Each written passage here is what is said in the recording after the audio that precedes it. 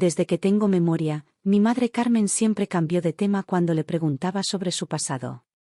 Era como si una cortina invisible cayera sobre sus ojos cada vez que mencionaba a mis abuelos o su juventud en Salamanca. Ay, mija, mejor hablemos de otras cosas, decía con esa sonrisa que no llegaba nunca a sus ojos, esa que yo conocía tan bien y que significaba que la conversación había terminado. Crecí en Madrid pensando que simplemente había tenido una infancia difícil. Quizás sus padres habían sido muy estrictos, o tal vez habían pasado por problemas económicos durante la posguerra. Esas cosas pasaban en las familias españolas de esa época, ¿no? Pero lo que más me extrañaba era la ausencia total de fotografías. En nuestra casa no había ni una sola imagen de mi madre de joven, ni de mis abuelos, ni siquiera de alguna celebración familiar. Era como si su vida hubiera comenzado el día que conoció a mi padre en la universidad. Las pocas veces que insistía, mamá se ponía nerviosa. Se levantaba de la mesa, comenzaba a limpiar cosas que ya estaban limpias, o se iba a la cocina a preparar té aunque acabáramos de terminar de comer. Es que no hay mucho que contar, Lucía, me decía siempre. Éramos una familia normal, nada especial. Pero había algo en su voz que me decía lo contrario. Mi abuela Esperanza vivía sola en una casa de piedra en un pueblo pequeño cerca de Salamanca. Era una de esas casas antiguas con vigas de madera en el techo y baldosas de barro que crujían cuando caminabas. La visitábamos tal vez 3 o 4 veces al año, siempre en viajes cortos que parecían más un deber que un placer. Recuerdo que mamá se ponía tensa días antes de ir. Revisaba la maleta 1000 veces, limpiaba la casa como si fuéramos a estar fuera meses, y durante el viaje en coche apenas hablaba. La abuela era amable conmigo, pero había algo raro en la forma en que mi madre y ella interactuaban. No se parecía a las relaciones que veía entre mis amigas y sus madres. No había esa complicidad, esos chistes internos, esas miradas de entendimiento. Era más bien como si fueran dos extrañas que habían acordado ser educadas entre sí. La abuela siempre preguntaba por mis estudios, me daba caramelos de menta que guardaba en un frasco de cristal, pero cuando mi madre estaba cerca, su sonrisa se volvía forzada. Una tarde de octubre, cuando yo tenía 23 años, sonó el teléfono en casa. Era don Aurelio, el vecino de la abuela. Su voz temblaba al otro lado de la línea. Carmen, tu madre, la encontramos esta mañana. Lo siento mucho. La abuela había muerto durante la noche, tranquila, en su cama. El corazón simplemente se había detenido. Recuerdo que mi madre se quedó inmóvil con el teléfono en la mano durante varios minutos después de colgar. No lloró, no gritó, solo se sentó en el sofá del salón y se quedó mirando por la ventana. Tenemos que ir, dijo finalmente con una voz que no reconocí. Hay cosas que arreglar. El viaje a Salamanca fue silencioso. Paramos solo una vez para cargar gasolina y comprar café.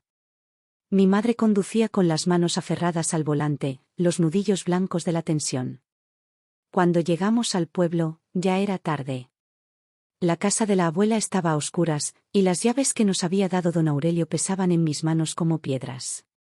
Esa primera noche dormimos en las camas de invitados, que olían a lavanda y a tiempo.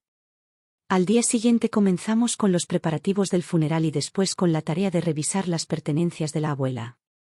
Era increíble la cantidad de cosas que una persona podía acumular en 80 años de vida: cartas amarillentas, fotografías borrosas, libros con las páginas onduladas por la humedad, cajitas con botones, hilos y pequeños tesoros sin valor. Fue el tercer día cuando decidimos limpiar la sala. Era la habitación más grande de la casa, con una chimenea de piedra y estanterías altas llenas de libros que probablemente nadie había tocado en décadas. Mi madre se encargaba de empacar los platos de la vitrina mientras yo me hacía cargo de los libros. Algunos estaban tan viejos que las páginas se deshacían entre mis dedos: novelas románticas, libros de cocina, algunos tomos de historia de España. La estantería del rincón era la más pesada. Estaba llena de enciclopedias y diccionarios que pesaban como ladrillos. Cuando la moví para limpiar detrás, el mueble se resistió y tuve que empujar con fuerza. Fue entonces cuando lo vi: había algo pegado contra la pared, algo que había estado escondido detrás de la estantería durante quién sabe cuánto tiempo. Era un cuaderno de tapas negras, pequeño, del tamaño de mi mano. Estaba cubierto de polvo y telarañas, como si hubiera estado ahí durante años. Lo tomé con cuidado y lo limpié con la manga de mi jersey. En la portada, escrito con tinta azul ya descolorida, decía, Diario personal E. Morales. 1990-1992, mamá, la llamé, pero cuando se acercó y vio lo que tenía en las manos, su cara se puso blanca como el papel. ¿Qué es eso?, preguntó con una voz que apenas era un susurro. Abrí la primera página con cuidado. La letra de mi abuela, esa que conocía de las tarjetas de cumpleaños y las listas de la compra, llenaba las páginas con renglones apretados y regulares. Al principio parecía inofensivo. Las primeras entradas hablaban del tiempo, de las flores del jardín, de la receta del cocido que había salido especialmente bueno ese domingo. Pero había algo en la forma en que mi madre miraba el cuaderno, como si fuera una bomba a punto de explotar, que me decía que esto era solo el comienzo. Nos sentamos en el sofá de terciopelo verde de la sala, ese que había visto 1000 veces pero en el que nunca me había sentado cómoda. Mi madre tenía las manos temblorosas mientras yo pasaba las páginas despacio, leyendo en voz alta las primeras entradas del diario. 15 de marzo de 1990. Hoy planté los geranios rojos que compré en el mercado. Carmen dice que no van a aguantar el frío, pero yo creo que sí. Cosas normales, cotidianas, que me tranquilizaron un poco. Pero conforme avanzábamos en la lectura, el tono del diario comenzó a cambiar. Las entradas se volvían más largas, más detalladas, y empezaron a aparecer nombres que yo no conocía. Rodrigo vino otra vez a buscar dinero, decía una entrada de abril. Le dije que no tengo más. Carmen no puede saber nada de esto. ¿Quién era Rodrigo? Miré a mi madre, pero ella tenía la vista fija en sus manos, como si estuviera rezando. En mayo, las entradas se volvieron más oscuras. Mi abuela escribía sobre peleas, sobre gritos en la casa, sobre una carta que había llegado de Valencia y que había hecho llorar a alguien durante toda la noche. No sé qué hacer, escribía con una letra más descuidada, como si hubiera estado llorando mientras escribía. Todo se está desmoronando y yo no puedo arreglarlo. Fue en la entrada del 12 de junio de 1991 cuando apareció el nombre que lo cambiaría todo. Isabel está dando patadas otra vez, había escrito mi abuela. El médico dice que será una niña fuerte. Pero, ¿qué clase de vida le espera?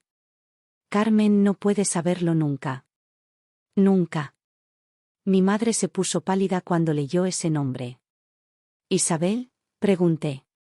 ¿Quién es Isabel? Pero ella solo negó con la cabeza, como si no pudiera o no quisiera responder. Seguí leyendo, y cada página era como un puñetazo en el estómago. Según el diario, Isabel era una bebé que iba a nacer en el otoño de 1991. Pero no era la bebé de mi abuela, eso estaba claro. Las entradas hablaban de ella, en tercera persona, de alguien que estaba escondida en la casa, de alguien que no podía salir, que no podía ser vista. Le llevé la cena a la habitación de arriba, decía una entrada. Casi no quiere comer. Está muy delgada, pero el médico dice que la niña está bien. Las páginas siguientes contaban una historia que yo nunca había imaginado. Había alguien viviendo en la casa de mi abuela, una mujer joven que estaba embarazada y que no podía volver a su casa. Las entradas hablaban de secretos familiares, de un escándalo que había que ocultar a toda costa, de una decisión que se había tomado sin consultar a la persona más importante de todas. Hoy hablé con las monjas del convento de Santa Teresa, decía la entrada del 3 de agosto. Dicen que conocen una familia en Burgos, gente buena, que lleva años esperando. Será lo mejor para la niña. Será lo mejor para todos. Mi corazón comenzó a latir más rápido. Una adopción. Estaban planeando una adopción en secreto. Pero lo que más me impactó fue la entrada del 15 de septiembre, Isabel María nació anoche. Es preciosa, con el pelo oscuro como su madre y los ojos claros como él. Lloré cuando la vi, pero también sé que hicimos lo correcto. Carmen no debe saberlo nunca. Es mejor así. Carmen. Mi madre. Miré hacia ella y vi que tenía lágrimas en los ojos, pero no eran lágrimas de tristeza. Eran lágrimas de shock, de incredulidad, como si estuviera viendo un fantasma. Mamá, le dije despacio, ¿tú sabías de esto? Ella negó con la cabeza, pero no pudo hablar. Siguió leyendo la entrada siguiente en silencio, moviendo los labios sin hacer sonido. Yo leí por encima de su hombro. 16 de septiembre de 1991. La familia de Burgos vino por Isabel esta mañana. Eran buena gente, se veía en sus ojos. La madre no paraba de sonreír y el padre hablaba despacio, con cariño. Isabel ni siquiera lloró cuando la cargaron. Es como si supiera que iba a un lugar mejor. Elena se fue ayer por la noche, antes de que naciera la niña. No quiso conocerla. Dijo que sería más fácil así. Elena. Ese nombre me sonaba familiar, pero no sabía de dónde. Seguí leyendo mientras mi madre se levantaba del sofá y caminaba hacia la ventana, como si necesitara aire fresco. Elena me pidió que nunca le contara a Carmen. Es mi hermana, me dijo, pero esto la destrozaría. Mejor que crea que me fui a estudiar a Barcelona como le dijimos. Prometí que guardaría el secreto, pero ahora que escribo esto, no sé si hice lo correcto. Elena era la hermana de mi madre. Una hermana que yo nunca había conocido, que nunca había sido mencionada en casa, que había desaparecido de la historia familiar como si nunca hubiera existido. Y había tenido una hija. Una hija que había sido dada en adopción sin que mi madre supiera nada. Las siguientes páginas del diario contaban cómo Elena había desaparecido después del parto. Se había ido a Barcelona, efectivamente, pero no a estudiar como habían dicho en casa. Se había ido a empezar una nueva vida, lejos de todo y de todos. Las cartas que enviaba a casa eran breves y espaciadas, nunca mencionaba a Isabel, nunca hablaba del pasado. Carmen me pregunta todo el tiempo por su hermana, escribía mi abuela en noviembre de 1991. Le duele que Elena no venga a visitarnos, que apenas escriba. Si supiera la verdad, pero prometí no decir nada. A veces pienso que Elena fue egoísta, que debería haber sido más valiente. Pero también entiendo por qué hizo lo que hizo. Tenía solo 17 años. 17 años. La misma edad que yo tenía cuando comencé la universidad. No podía imaginar estar embarazada a esa edad, tener que tomar una decisión así, tener que vivir con ese secreto el resto de mi vida. Pero tampoco podía entender por qué mi madre nunca me había hablado de Elena, por qué habían borrado a su hermana de la historia familiar. La última entrada relacionada con Isabel era del 20 de diciembre de 1991, recibí una carta de la familia de Burgos. Isabel está bien, es una niña alegre que ya camina y dice algunas palabras. Su nueva familia la quiere mucho. Me alegro, pero también me duele saber que hay una parte de nuestra familia que nunca conoceremos. Elena no quiere saber nada de ella, dice que es mejor así. Carmen sigue preguntando por su hermana, pero ya no con tanta frecuencia. Creo que está empezando a aceptar que Elena no va a volver. Cerré el diario y miré a mi madre, que seguía de pie junto a la ventana con los hombros tensos. ¿Tú sabías algo de esto?, le pregunté otra vez. Ella se dio la vuelta lentamente y pude ver que había estado llorando en silencio. Yo sabía que Elena se había ido, dijo con una voz muy pequeña. Sabía que estaba rara los últimos meses antes de irse a Barcelona, que casi no comía, que se encerraba en su cuarto durante horas. Pero pensé que era porque había terminado con su novio, o porque estaba nerviosa por mudarse. Nunca pensé. Se detuvo y se cubrió la cara con las manos. ¿Dónde está Elena ahora?, pregunté. Pero mi madre negó con la cabeza. No lo sé, susurró. Perdimos el contacto hace años. La última carta que recibimos fue para el funeral de tu abuelo, hace 15 años. Decía que no podía venir, que tenía trabajo. Desde entonces, nada. Nos quedamos en silencio durante mucho tiempo, cada una perdida en sus propios pensamientos. La casa se sentía diferente ahora, como si las paredes hubieran estado guardando secretos durante décadas y finalmente los hubieran liberado. Pero había algo que no podía quitarme de la cabeza, Isabel. Una prima que nunca supe que existía, que ahora tendría 33 años, que tal vez tenía hijos propios, que tal vez vivía solo unas horas de aquí sin saber nada de su verdadera familia. ¿Crees que deberíamos buscarla?, pregunté finalmente. Mi madre me miró como si le hubiera sugerido volar a la luna. ¿Buscar a quién? ¿A Elena o a Isabel?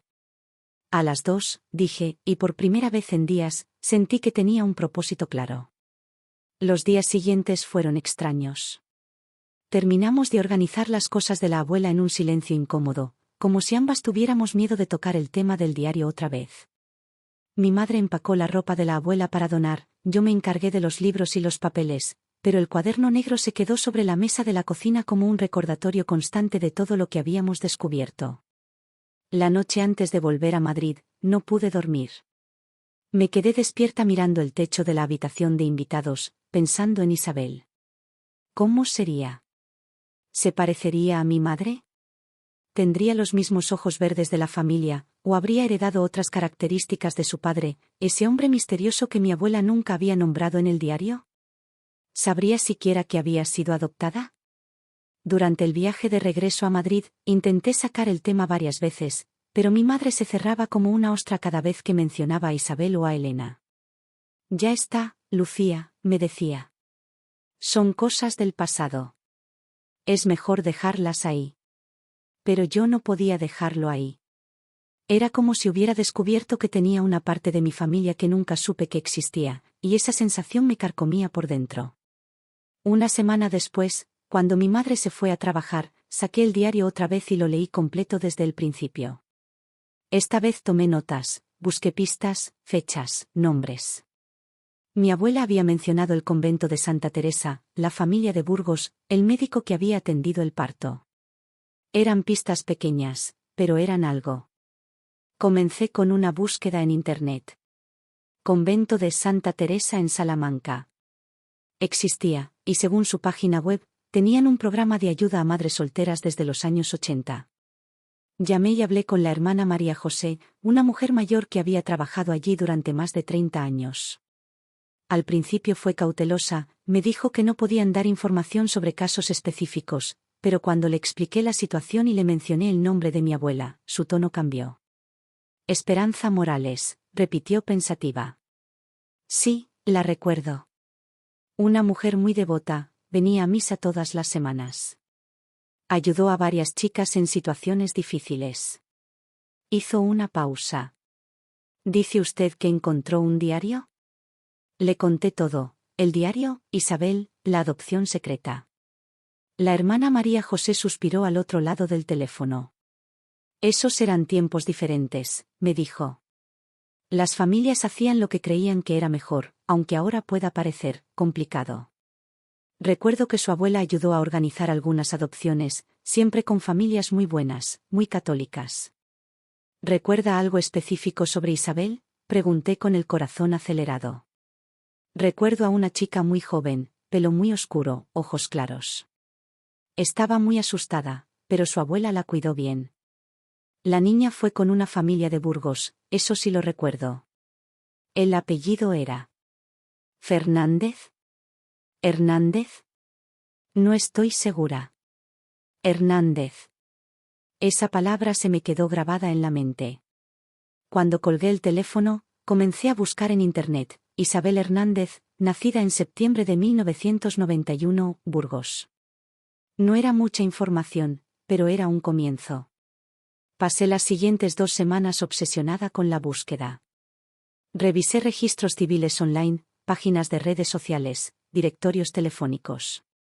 Mi madre notó mi distracción.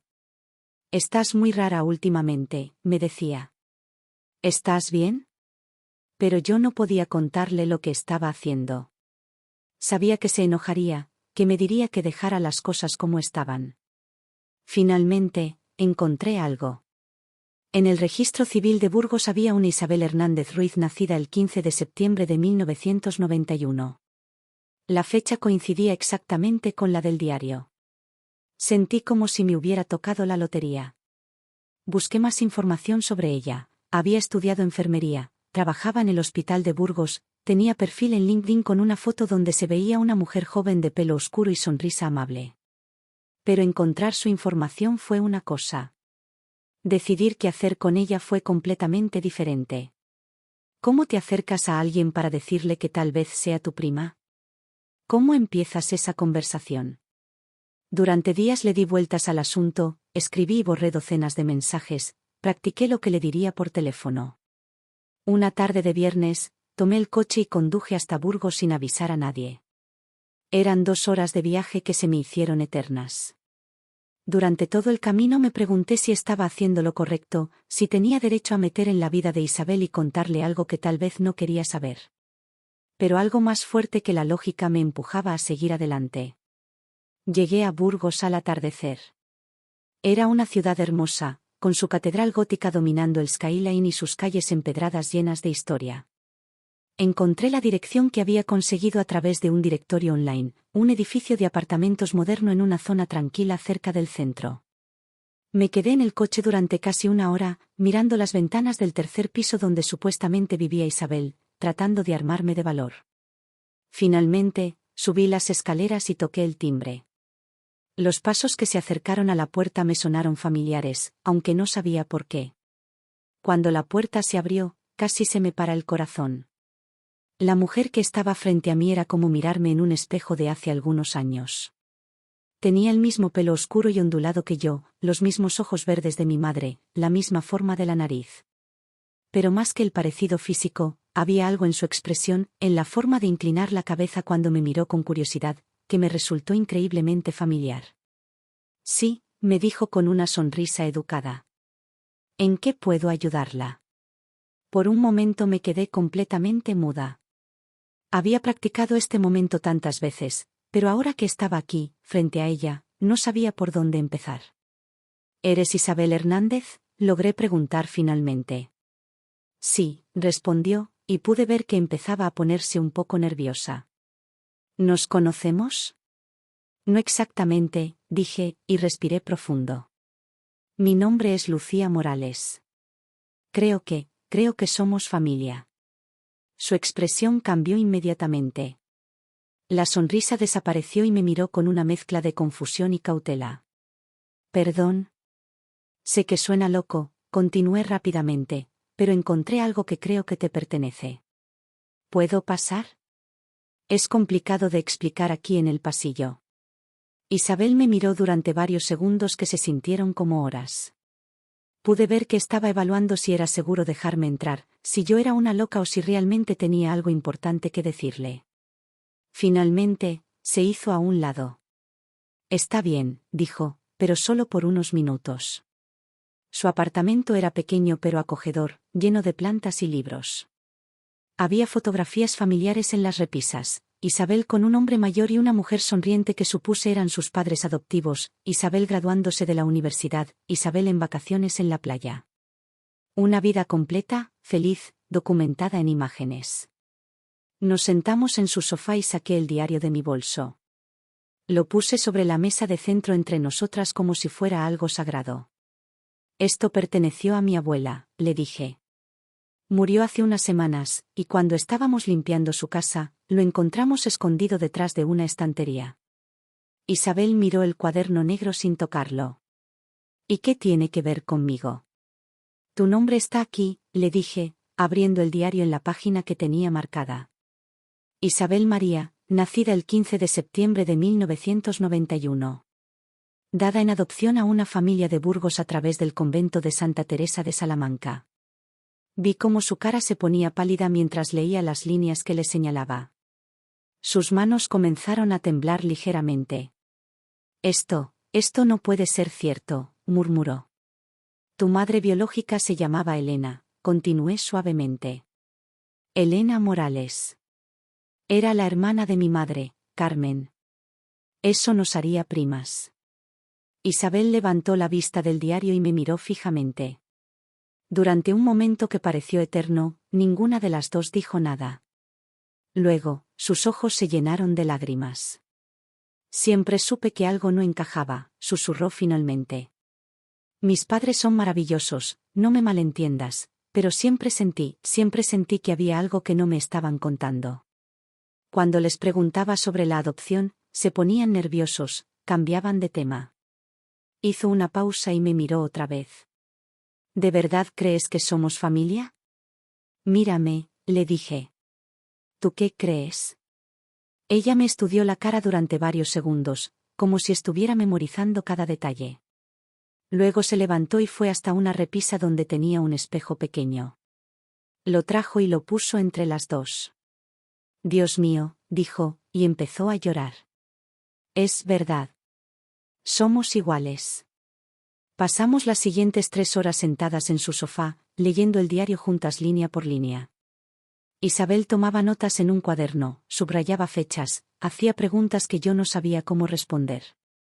Aquí dice que Elena tenía 17 años, me preguntó señalando una página. Dios mío, era más joven que yo cuando empecé la carrera. Al principio había sido cautelosa conmigo, como si todavía pensara que todo esto podía ser una broma cruel o una estafa elaborada. Pero conforme avanzábamos en la lectura, su actitud fue cambiando. Empezó a hacer conexiones, a recordar cosas de su infancia que ahora cobraban sentido. Mis padres siempre fueron muy nerviosos cuando preguntaba sobre mi familia biológica, me contó mientras preparaba café en su cocina pequeña pero ordenada. Decían que era mejor no pensar en eso, que ellos eran mi verdadera familia.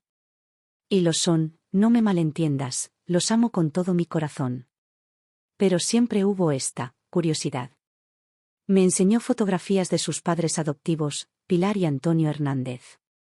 Se veían como buena gente, sonrientes y cálidos en todas las fotos familiares. Papá trabaja en el Ayuntamiento de Burgos, me explicó, y mamá era maestra hasta que se jubiló el año pasado. Me dieron todo lo que una hija puede pedir. Pero cuando cumplí 18 y les pregunté si podía buscar información sobre mi adopción, se pusieron tan nerviosos que nunca volví a sacar el tema. Mientras hablábamos, no podía dejar de estudiar su cara. Era increíble lo parecidas que éramos. Tenía la misma forma de fruncir el ceño cuando se concentraba, la misma manera de gesticular con las manos al hablar. Incluso su risa se parecía a la mía, ese sonido un poco ronco que mi madre siempre decía que había heredado de la familia. ¿Cómo es Carmen?, me preguntó de repente, interrumpiendo mis pensamientos. Tu madre. Mi tía. La palabra salió de su boca con cuidado, como si estuviera probando cómo sonaba. Le conté sobre mi madre, su trabajo como contadora en una empresa de seguros, su obsesión por tener la casa siempre perfecta, su manía de preocuparse por todo y por todos. Le describí sus ojos verdes, idénticos a los de Isabel, y cómo se ponía nerviosa cuando hablaba de su familia. Nunca me habló de Elena, le expliqué. Hasta que leímos el diario, yo no sabía que tenía una tía. Es como si hubieran borrado a tu madre de la historia familiar. Isabel se quedó pensativa durante un momento. ¿Sabes algo de ella? ¿De Elena? ¿Está viva? No lo sé, admití. Mi madre dice que perdieron el contacto hace años. La última vez que supieron de ella fue para el funeral de mi abuelo, y eso fue hace 15 años. 15 años, repitió Isabel. Yo tenía 18 entonces. Estaba empezando la universidad. Hizo una pausa. ¿Crees que Elena piensa en mí a veces? Era una pregunta que me partía el corazón porque yo me la había estado haciendo desde que encontramos el diario. No lo sé, le dije honestamente. Pero cualquier madre que haya tenido que dar a su hija en adopción, tiene que pensar en ella. Tiene que preguntarse cómo está, si es feliz, si está bien. Isabel asintió y se limpió los ojos con la manga de su jersey. ¿Sabes qué es lo más raro de todo esto?, me dijo. Que no estoy enojada. Pensé que lo estaría, pero no. Solo estoy aliviada. Como si finalmente tuviera una explicación para esa sensación de que algo faltaba. Me contó sobre su infancia en Burgos, sobre cómo había sido una niña feliz pero siempre con la sensación de ser diferente. Mis padres son rubios, de ojos azules, me explicó, y yo siempre fui la morena de la familia. La gente siempre hacía comentarios, pero mis padres decían que había salido algún pariente lejano. También me habló de sus estudios de enfermería, de su trabajo en el hospital, de su novio David que era médico y con quien llevaba 3 años. Es gracioso, me dijo, siempre me ha gustado cuidar a la gente, ayudar a las familias en momentos difíciles. Tal vez es algo que está en mi sangre. Cuando ya era casi medianoche, me di cuenta de que había estado en su casa durante más de 5 horas. Debería irme, le dije, aunque no quería hacerlo. Es tardísimo y tienes que trabajar mañana. No, me dijo rápidamente. Quiero decir, no tienes que irte. Puedes quedarte en el sofá si quieres. O hay un hotel pequeño cerca de aquí, el Hotel Norte. Está a solo 2 cuadras. ¿Estás segura?, le pregunté. No quiero imponerte. No te estás imponiendo, me dijo, y por primera vez desde que había llegado, sonrió completamente. Acabas de aparecer en mi vida para contarme que tengo una familia que nunca supe que existía. No voy a dejarte ir así nomás. Decidí quedarme en el hotel, pero antes de irme, Isabel me abrazó. Fue un abrazo extraño al principio, torpe, como si ninguna de las dos supiera muy bien cómo actuar. Pero después se sintió natural, familiar, como si hubiéramos estado abrazándonos toda la vida. Gracias, me susurró al oído. Gracias por buscarme. Gracias por contarme la verdad. En el hotel, esa noche casi no pude dormir. Mi mente no paraba de dar vueltas, procesando todo lo que había pasado. Tenía una prima. Una prima real, de carne y hueso, que se parecía a mí, que tenía la misma sangre corriendo por sus venas. Pero también pensaba en mi madre, en cómo iba a reaccionar cuando se enterara de lo que había hecho. Al día siguiente, Isabel me llamó temprano. ¿Dormiste bien?, me preguntó, aunque por su voz parecía que ella tampoco había pegado ojo. Estuve pensando toda la noche. ¿Crees que Carmen querría conocerme?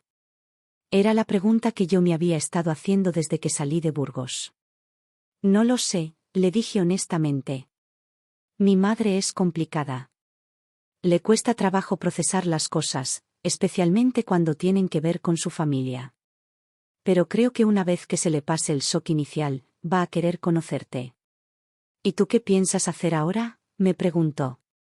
Voy a contarle, le dije, aunque la idea me daba pánico. Se va a enojar conmigo por haber venido sin decirle nada, pero tiene derecho a saber.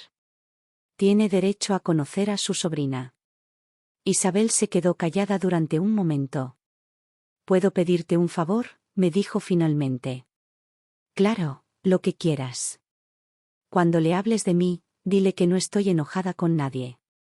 Que entiendo por qué pasó lo que pasó. Que no quiero alterar la vida de nadie, solo quiero conocer a mi familia. Se lo diré, le prometí. ¿Y Lucía? Sí. Manténme informada, ¿ok? Sin importar cómo reaccione. Quiero saber qué pasa. Le di mi número de teléfono y ella me dio el suyo. Nos despedimos con otro abrazo, esta vez menos torpe, más natural. Mientras conducía de regreso a Madrid, no podía dejar de sonreír. Por primera vez en mi vida, no era hija única. Tenía una prima, una parte de mi familia que nunca supe que existía. Pero también sabía que la parte más difícil apenas estaba comenzando. Ahora tenía que enfrentar a mi madre y contarle todo lo que había descubierto. Y francamente, no tenía ni idea de cómo iba a reaccionar. Llegué a Madrid un domingo por la tarde. Mi madre estaba en la cocina preparando lentejas cuando entré por la puerta. ¿Dónde te habías metido?, me preguntó sin levantar la vista de la olla. Llamé a tu apartamento ayer y no contestaste. Fui a Burgos, le dije, dejando las llaves sobre la mesa de la cocina. El sonido resonó más alto de lo normal en el silencio que siguió. Mi madre dejó de remover las lentejas y me miró con el ceño fruncido. ¿A Burgos? ¿Qué fuiste a hacer a Burgos? Me senté en una de las sillas de la cocina y respiré profundo. Había ensayado esta conversación durante todo el viaje de regreso, pero ahora que estaba aquí, frente a ella, no sabía por dónde empezar. Mamá, necesito contarte algo. Y necesito que me escuches hasta el final antes de decir nada. Algo en mi tono de voz debió alertarla porque apagó el fuego y se sentó frente a mí. Sus manos temblaron ligeramente cuando las puso sobre la mesa. ¿Qué pasa, Lucía? Me estás asustando. ¿Te acuerdas del diario de la abuela?, empecé. El que encontramos escondido detrás de la estantería. Claro que me acuerdo, me dijo, y pude ver cómo se tensaba. ¿Qué pasa con eso? Lo leí completo. Varias veces. Y encontré información sobre Isabel. Mi madre se puso pálida. Lucía, ya hablamos de esto. Son cosas del pasado que es mejor dejar. La encontré, la interrumpí. Encontré a Isabel. Y la conocí. El silencio que siguió fue tan profundo que pude escuchar el tic-tac del reloj de la cocina. Mi madre me miraba como si no hubiera entendido lo que le había dicho, como si las palabras no tuvieran sentido en español. ¿Qué dijiste?, susurró finalmente. Fui a Burgos y la encontré. Se llama Isabel Hernández ahora. Tiene 33 años, es enfermera, y mamá. Hice una pausa, se parece muchísimo a nosotras. Mi madre se levantó de la silla tan rápido que casi la tiró. ¿Estás loca?, me gritó. ¿Cómo se te ocurre hacer algo así? ¿Tienes idea del daño que puedes haber causado? ¿Qué daño?, le grité de vuelta. ¿El daño de decirle a una mujer quién es su verdadera familia? ¿El daño de darle respuestas a preguntas que se ha estado haciendo toda su vida? No era tu decisión que tomar, me dijo con los ojos llenos de lágrimas. No tenías derecho. ¿Mi derecho?, me levanté yo también. ¿Y mi derecho a saber que tengo una prima? ¿Mi derecho a saber que Elena existe? ¿Por qué nunca me hablaste de tu hermana, mamá? Esa pregunta la desarmó completamente. Se dejó caer otra vez en la silla y se cubrió la cara con las manos. ¿Por qué duele?, murmuró. Porque cada vez que pienso en Elena, me duele. Me senté otra vez, pero más cerca de ella. Cuéntame, le dije más suavemente. Cuéntame de Elena. Mi madre se quedó callada durante varios minutos, respirando profundo como si estuviera armándose de valor. Cuando finalmente habló, su voz sonaba diferente, más joven, como si estuviera recordando cosas que había tratado de olvidar durante décadas. Elena era 3 años menor que yo, empezó. Era la bonita de la familia, la inteligente, la que siempre sacaba las mejores notas. Todos decían que iba a llegar lejos, que iba a estudiar en Madrid, que iba a tener una vida mejor que la nuestra. Se levantó y fue hasta la ventana de la cocina, mirando hacia el patio interior del edificio. Cuando yo tenía 20 años y ella 17, empezó a salir con un chico del pueblo de al lado. Rodrigo se llamaba. Era mayor que ella, tenía como 25 años, y trabajaba en construcción. A mis padres no les gustaba nada, decían que no era para ella, que Elena merecía algo mejor. ¿Rodrigo era el padre de Isabel?, pregunté, recordando el nombre del diario. Mi madre asintió sin voltear a mirarme. Elena estaba loca por él. Decía que se iban a casar cuando ella terminara el bachillerato, que se iban a ir a vivir a Madrid juntos. Pero cuando le dijo que estaba embarazada. Mi madre hizo una pausa larga. Rodrigo desapareció. Literalmente. Un día estaba ahí y al siguiente ya no. Sus padres dijeron que se había ido a trabajar a Barcelona, pero todo el mundo sabía la verdad. ¿Y tú qué hiciste? Yo, se volteó hacia mí con los ojos rojos. Yo no sabía nada, Lucía. Nadie me dijo nada hasta que fue demasiado tarde. Elena se escondió el embarazo durante meses. Usaba ropa holgada, decía que había engordado, inventaba excusas para no salir de casa. Y mi madre la ayudó a esconderlo.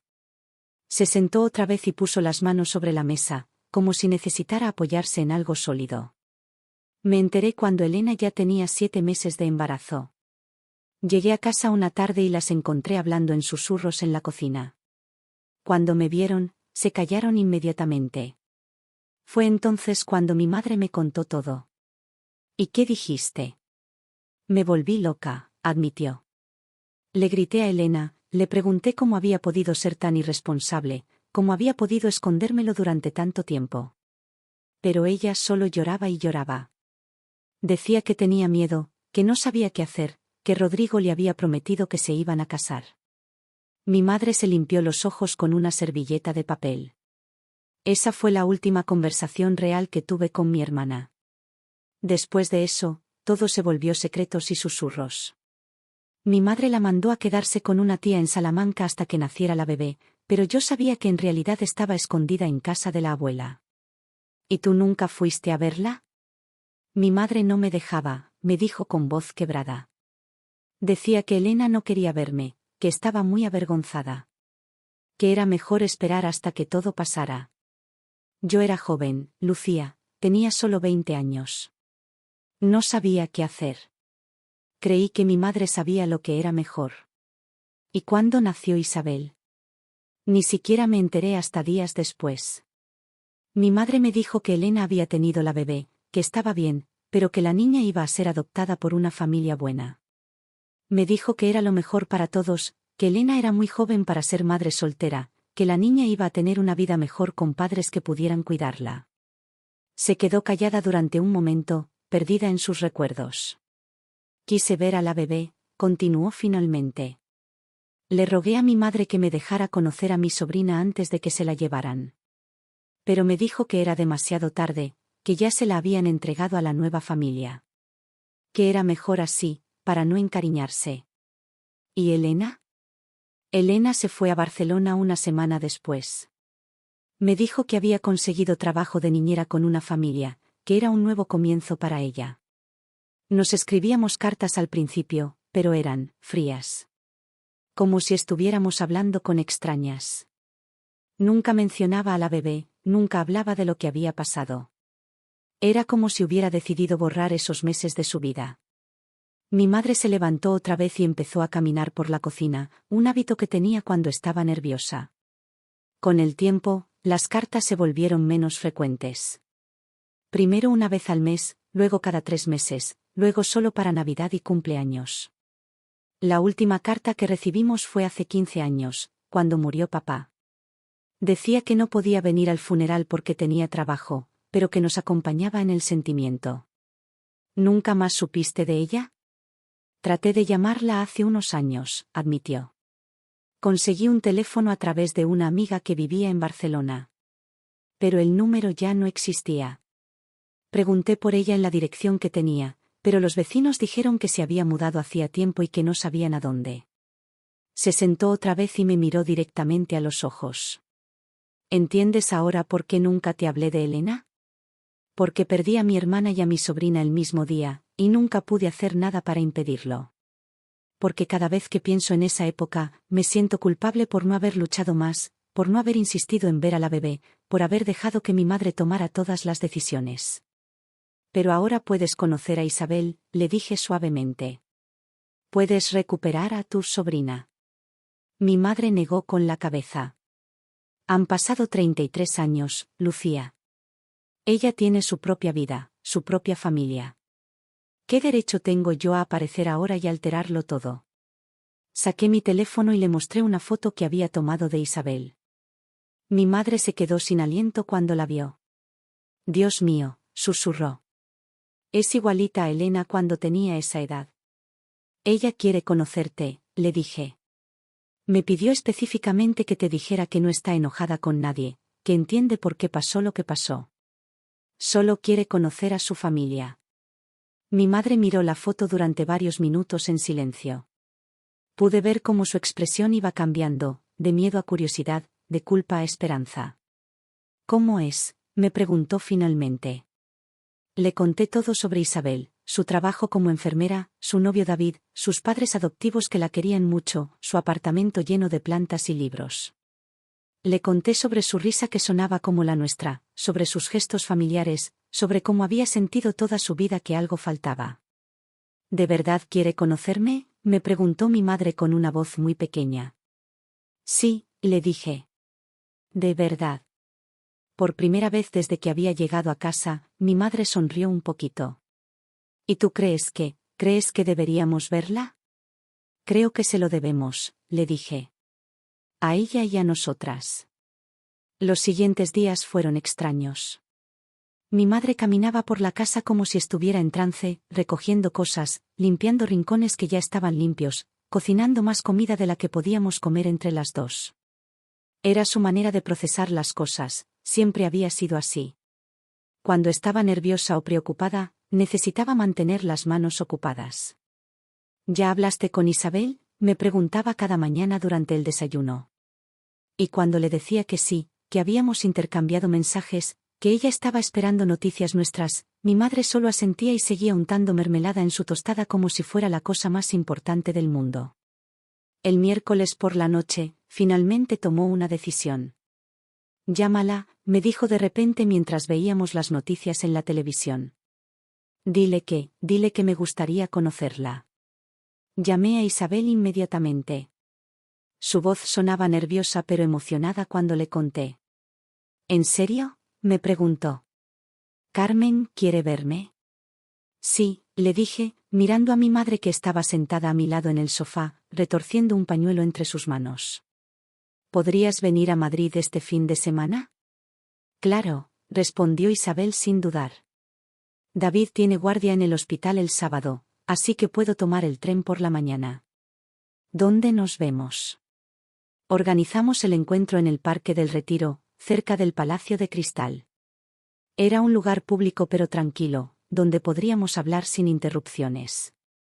Mi madre insistió en que fuera allí y no en casa.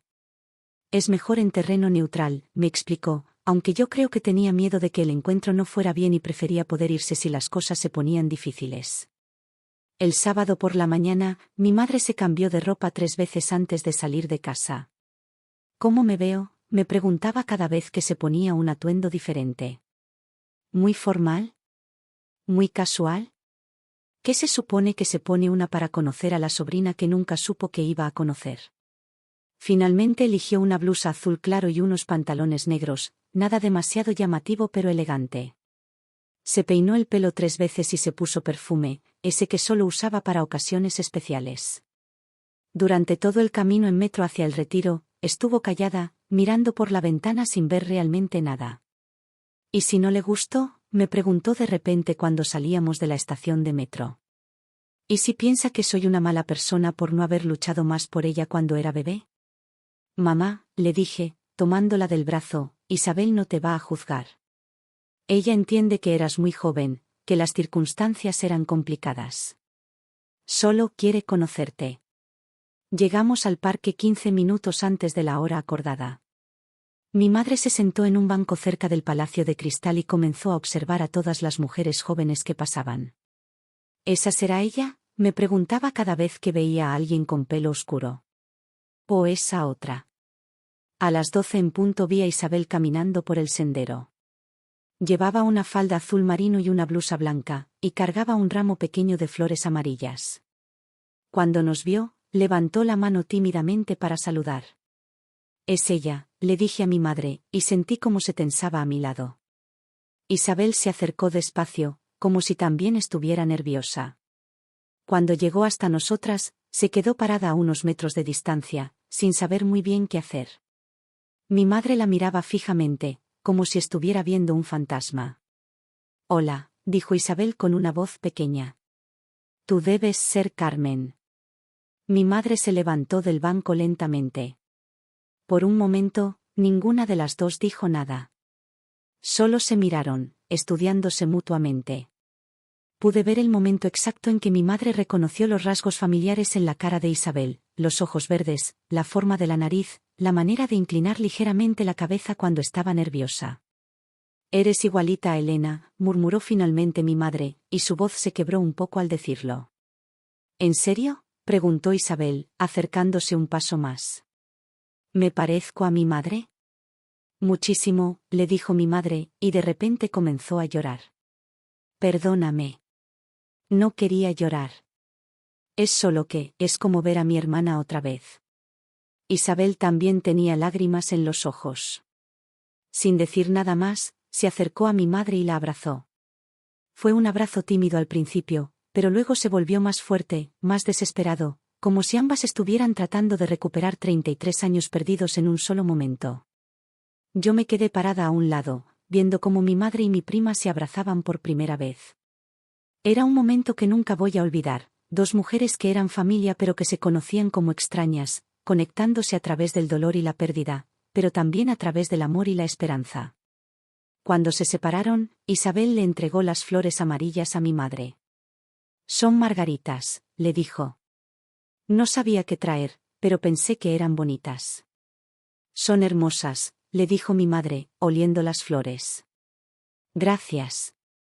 Nos sentamos en el banco y durante las siguientes 3 horas, hablamos de todo. Isabel le contó a mi madre sobre su infancia en Burgos, sobre Pilar y Antonio, sobre cómo había sido crecer sin saber nada de su familia biológica. Mi madre le habló de Elena, de cómo había sido cuando eran jóvenes, de los juegos que jugaban cuando eran niñas, de los sueños que Elena tenía antes de que todo se complicara. Siempre quiso ser maestra, le contó mi madre a Isabel. Decía que iba a enseñar en una escuela en Madrid, que iba a ayudar a los niños pobres a aprender a leer. Era muy idealista, muy soñadora.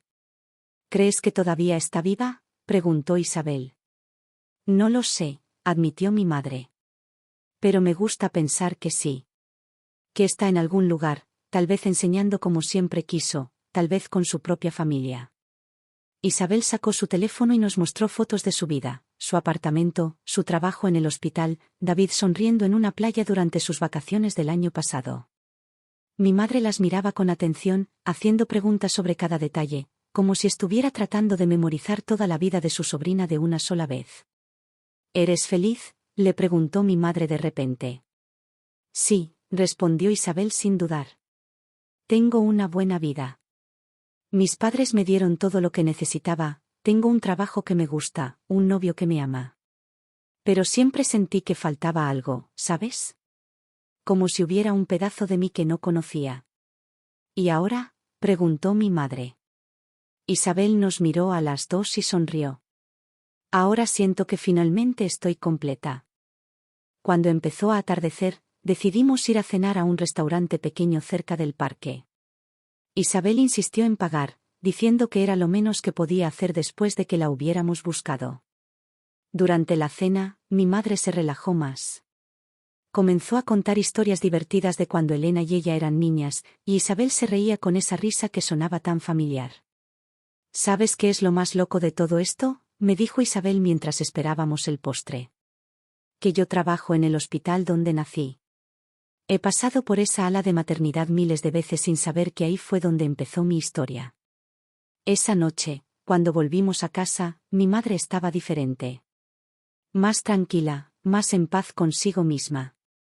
Gracias, me dijo mientras se preparaba para irse a dormir. Gracias por buscarla. Gracias por hacer esto posible. ¿Te alegras de haberla conocido?, le pregunté. Muchísimo, me dijo, y pude ver que lo decía en serio. Es una mujer maravillosa, Lucía. Elena puede estar orgullosa de la hija que tuvo, esté donde esté. Desde ese día, nuestras vidas cambiaron completamente. Isabel empezó a venir a Madrid cada pocas semanas, a veces sola, a veces con David. Mi madre cocinaba para ella, le enseñaba las recetas familiares que había aprendido de la abuela, le contaba más historias sobre Elena y sobre la familia. Poco a poco, también empezamos a incluir a Pilar y Antonio en nuestras reuniones. Al principio estaban nerviosos, como si temieran que nosotras fuéramos a quitarles a su hija.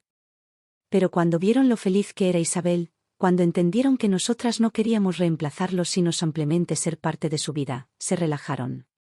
Siempre supimos que este día podía llegar, me dijo Pilar una tarde mientras tomábamos café en su casa en Burgos.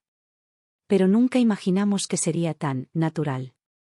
Isabel tiene espacio en su corazón para todos nosotros.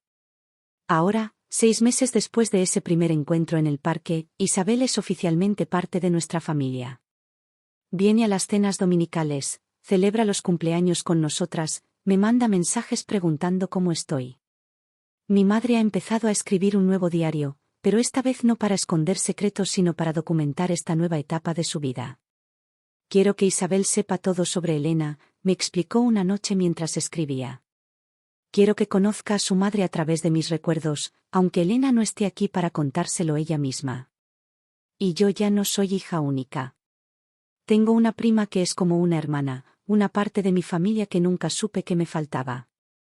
A veces pienso en cómo habría sido nuestra vida si hubiéramos conocido a Isabel desde el principio, si los secretos nunca hubieran existido. Pero después me doy cuenta de que tal vez las cosas pasaron como tenían que pasar, y que lo importante no es el tiempo que perdimos, sino el tiempo que tenemos ahora. Isabel dice que a veces sueña con Elena, con la madre que nunca conoció. En mis sueños, ella viene a visitarnos, me cuenta. Se sienta con nosotras en la mesa de la cocina de Carmen y nos cuenta historias de cuando era joven. Y todos reímos y lloramos y somos una familia completa por fin. Tal vez algún día encontremos a Elena. Tal vez ella también nos esté buscando. O tal vez no, y tendremos que aprender a vivir con esa ausencia. Pero por ahora, somos suficientes. Somos una familia rota que aprendió a reconstruirse, y eso, de alguna manera, nos hace más fuertes.